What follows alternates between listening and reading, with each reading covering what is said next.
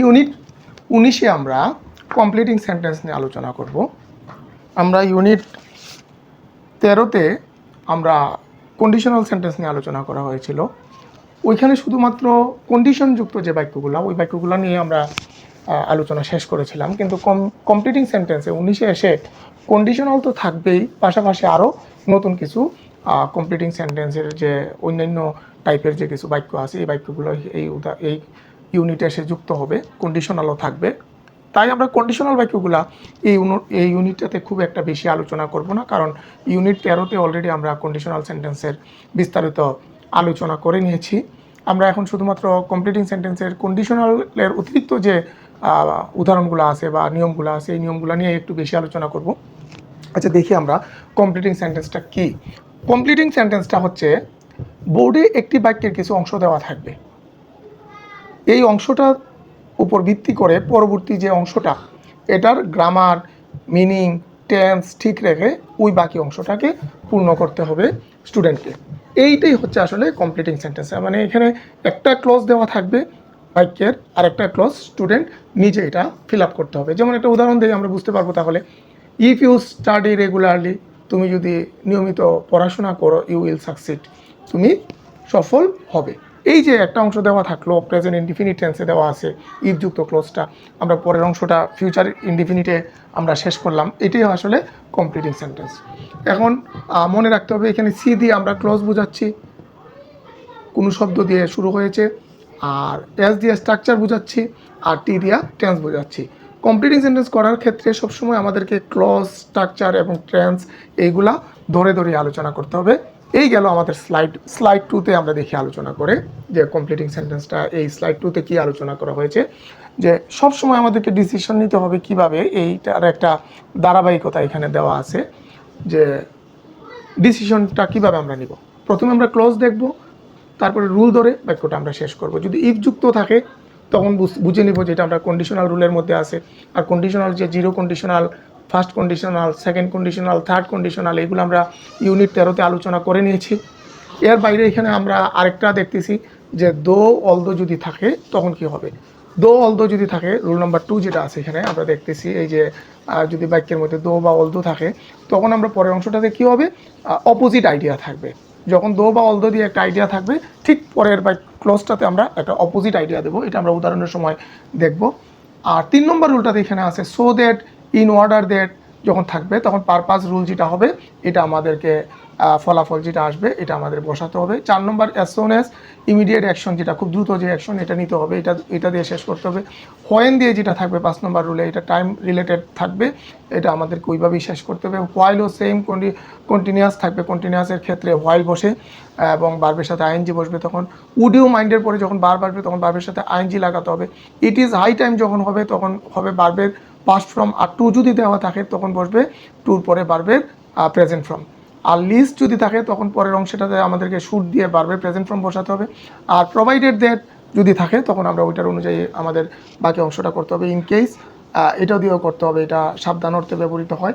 এই গেল আমাদের রুল 2-তে আমাদের এই ডিসিশনগুলো একসাথে দেওয়া আছে। আমরা দেখি পরে আমাদের স্লাইড 3-তে কি দেওয়া আছে, আমরা দেখি স্লাইডটি। আমরা সাধারণত প্রথম অংশটাতে সাবজেক্ট প্লাস V1 থাকবে, পরের অংশটাতে সো দ্যাট থাকবে, পরে সাবজেক্টের পরে ক্যান বা মে, তারপরে থাকবে ভার্বের present form. He works hard, সে কঠোর পরিশ্রম করে, সো দ্যাট যেন he can maintain his family, সে যেন তার ফ্যামিলিটাকে মেনটেন করতে পারে। এই যে পারপাস নিয়ে আলোচনা, পারপাসটা নিয়ে আলোচনা করা হলো। পারপাসের ক্ষেত্রে মনে রাখতে হবে যে তার একটা কাজের পিছনে আরেকটা উদ্দেশ্য থাকে পারপাস বোঝাতে। এখানে হি ওয়ার্কস হার্ড, সে কঠোর পরিশ্রম করে, কেন, কোন উদ্দেশ্যে, পারপাসটা কি তার, so that he can maintain his family, সেই জন্য তার ফ্যামিলিটাকে মেনটেন করতে পারে। এটা হলো একটা পারপাস গেল, পারপাস 1। এখন আসলো পারপাস 2, পাস্ট পারপাস, অতীতকালের একটা মানে পারপাস নিয়ে আমরা আলোচনা করব। সাবজেক্ট প্লাস V2 মানে আমরা বুঝি past indefinite tense. So that এর পরে থাকবে কি সাবজেক্ট, সাবজেক্টের পরে আগে ছিল প্রেজেন্ট টেন্সের ক্ষেত্রে ক্যান বা মে, এখন থাকবে কুড বা মাইট, তারপরে থাকবে V1।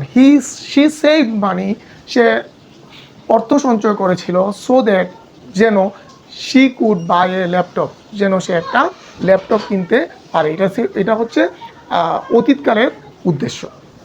আর লিস্ট আরেকটা আছে, এটা আরেকটা পারপাস। ওয়াক ফাস্ট, দ্রুত হাঁটো, লিস্ট পাশে you should miss the train, পাশে তুমি ট্রেনটা মিস করো। তাহলে দেখা গেল পারপাস নিয়ে আমাদের এখানে কয়টা আছে, so that, in order that, এটা হচ্ছে প্রেজেন্টের ক্ষেত্রে একটা পারপাস, প্রেজেন্ট ইনডিফিনিটের সাথে এখানে বসবে ক্যান বা মে। আর একটা আছে পাস্ট পারপাস, পাস্ট ইনডিফিনিটের সাথে বসবে সো দ্যাট, তারপরে বসবে কুডের পরে বা মাইটের পরে V1। আর একটা হচ্ছে লিস্ট দিয়ে লিস্টের পরে বসবে শুড V1। এই তিনটা পারপাস আছে আমাদের স্লাইড নম্বর 3-তে। আমরা এখন স্লাইড নাম্বার 3, এখানে আছে স্লাইড 3 কন্ডিশনাল সেন্টেন্সের ক্ষেত্রে ইফযুক্ত যে ক্লজগুলো আছে আমাদের, এইগুলোর ক্ষেত্রে আমরা এখানে কন্ডিশনাল যে আলোচনাগুলো, এগুলো আমরা অলরেডি ইউনিট 13-তে অনেক বিস্তারিত আলোচনা করে নিয়েছি। আমরা এই ইউনিটে বিস্তারিত আলোচনা করব না, কারণ এই আলোচনাগুলো হয়ে গেছে অলরেডি। এখানে আমরা দেখতেছি যে একটা আছে ফার্স্ট কন্ডিশনাল, আরেকটা আছে এইখানে সেকেন্ড কন্ডিশনাল, এইগুলা থাকে, এইগুলো আমরা দেখে নিচ্ছি অলরেডি। তারপরে একটু আমরা আলোচনা করে নিই। যদি ইফযুক্ত ক্লোজটা যদি প্রেজেন্ট টেন্সের হয়, পরবর্তী ক্লোজটা হবে ফিউচার টেন্সের। ইফযুক্ত ক্লোজটা যদি পাস্ট টেন্সের হয়, পরবর্তী ক্লোজটা হবে উড বা কুডের পরে V1। ইফ ফার্স্ট কন্ডিশন হচ্ছে ইফযুক্ত ক্লোজটা যদি প্রেজেন্ট সিম্পল হয়, পরেরটা হবে কি ফিউচার টেন্সের হবে ক্যান বা মে দিয়ে।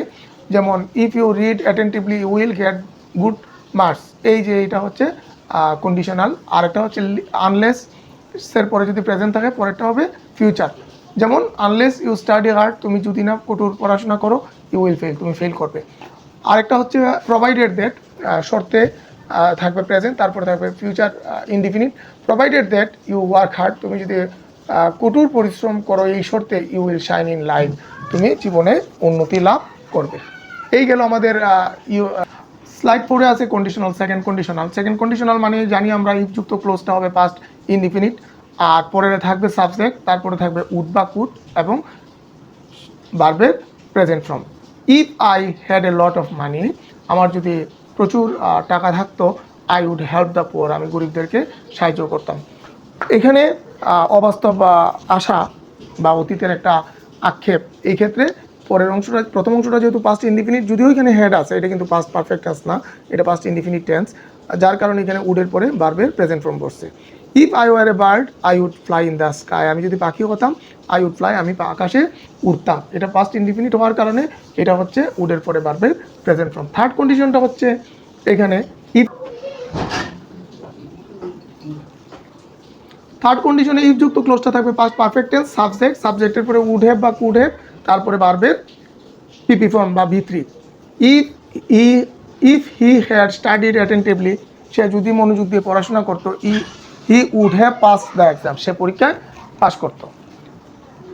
কমন মিস্টেক কিছু আছে যে if he will come I will help him, এখানে ইফযুক্ত ক্লোজটা ফিউচার টেন্সে হওয়ার সুযোগ না, ইফযুক্ত ক্লোজটা হবে প্রেজেন্ট টেন্স, আর ইফের পরের যে ক্লোজটা এটা হবে ফিউচার টেন্স। ইফে ক্লোজ উইল বসে না সাধারণত, আর প্রেজেন্ট হলে ফলাফল হবে ফিউচার, রেজাল্ট হবে পাস্ট হলে, এখানে আমরা দেখতেছি প্রেজেন্ট হলে ফিউচার রেজাল্ট। ইফযুক্ত ক্লোজটা যদি প্রেজেন্ট হয়, ফলাফলটা হবে ফিউচার, আর পাস্ট হলে ইমাজিনারি রেজাল্ট হবে। এই গেল আমাদের স্লাইড 4। এখন আমরা নাম্বার 6, এখানে আছে আমাদের as soon as, while, when, এইগুলা সময় সম্পর্কিত যে কমপ্লিটিং সেন্টেন্সটা, এটা আমরা একটু দেখে নিই। যখন অ্যাজ সুন এজ থাকবে, তখন একটা অংশ হবে পাস্ট সিম্পল, আরেকটা অংশ হবে পাস্ট সিম্পল। যেমন দেখি আমরা, পাস্ট সিম্পল মানে past indefinite. As soon as the teacher entered, যেই মাত্র শিক্ষক প্রবেশ করলো, এন্টার দ্য ক্লাসরুম, ক্লাসরুমে প্রবেশ করলো, দ্য স্টুডেন্টস স্টুড আপ। তাহলে দেখা গেল এখানে অ্যাজ সুন এজের একটা ব্যতিক্রমী রুল হলো, যেটার প্রথম ক্লোজটাও থাকবে পাস্ট ইনডিফিনিট এবং এর পরের ক্লোজটাও থাকবে পাস্ট ইনডিফিনিট। যেমন as soon as the teacher entered the classroom, যেই মাত্র টিচার ক্লাসে প্রবেশ করেছিল, দ্য স্টুডেন্টস স্টুড আপ, ছাত্ররা দাঁড়িয়ে পড়েছিল।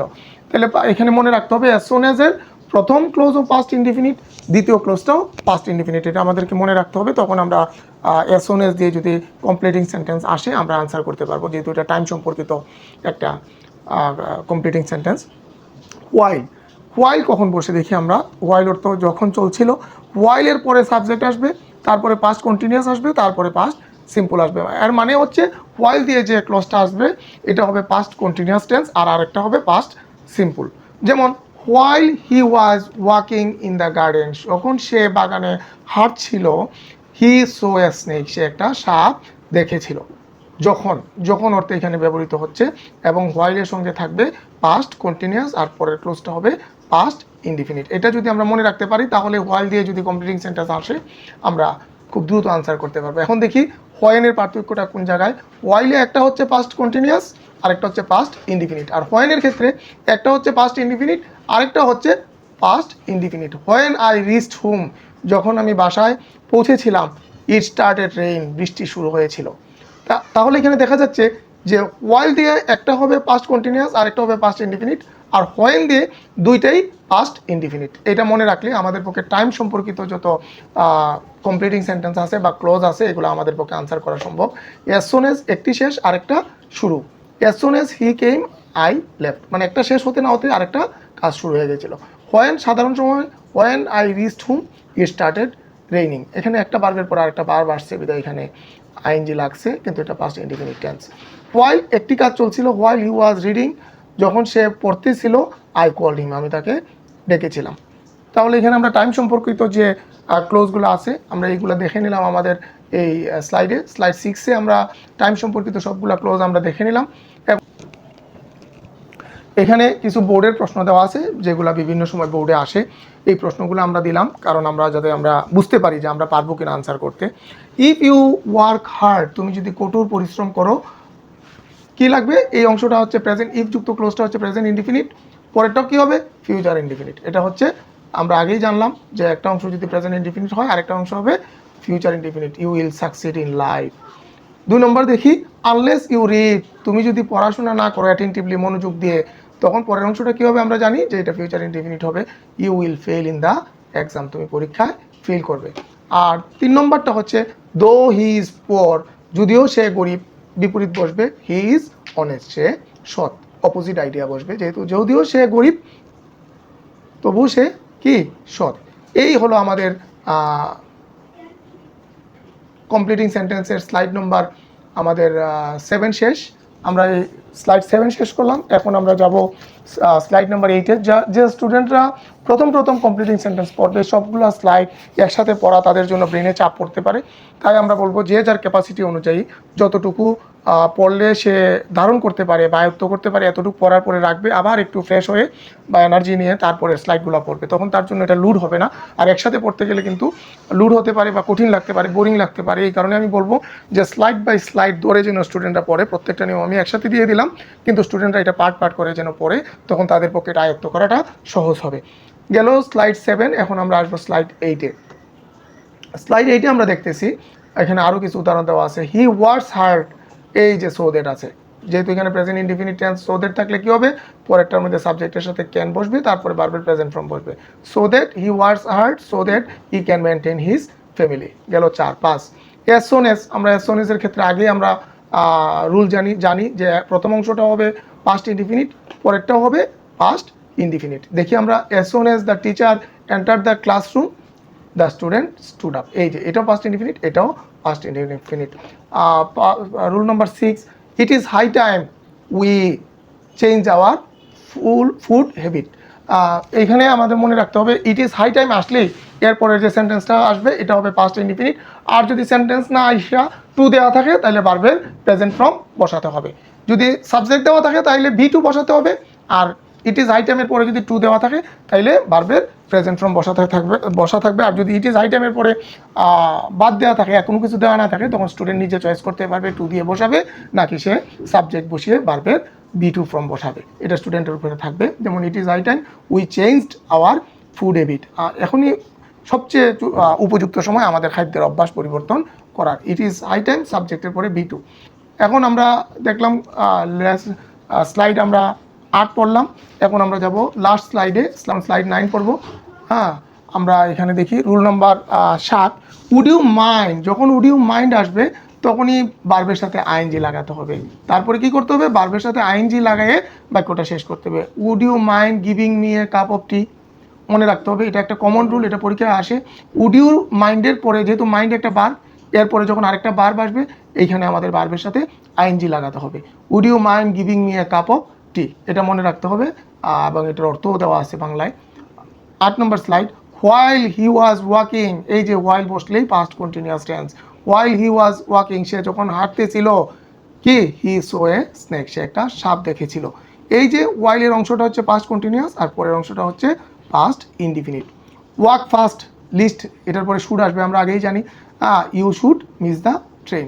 10 number, if I had a lot of money, যদি আমার প্রচুর টাকা থাকতো, ইফ যুক্ত ক্লোজটা পাস্ট ইনডিফিনিট টেন্স, পরেরটা হবে উডের পরে ভার্বের প্রেজেন্ট ফর্ম, যেমন I would help the poor, আমি গরিবদেরকে সাহায্য করতাম। এই হলো আমার, ধন্যবাদ সবাইকে।